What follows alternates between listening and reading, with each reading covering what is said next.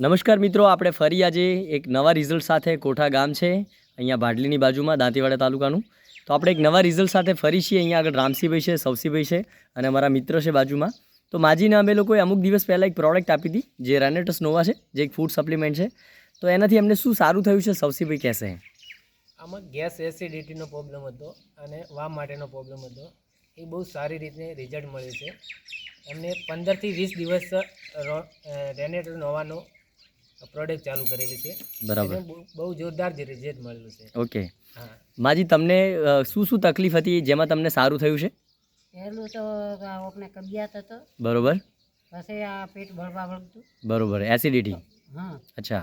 પછી આ મોર છે ને એટલે આમ ફાટી જેવી આ મોર કેડ્યું આ બાજુ આટલેથી મોડી અને આથી આ કેડ્યું ખોગા બોકું થવું હોય ને એટલે આપણે એ તો પછી વખતે મોડે છે.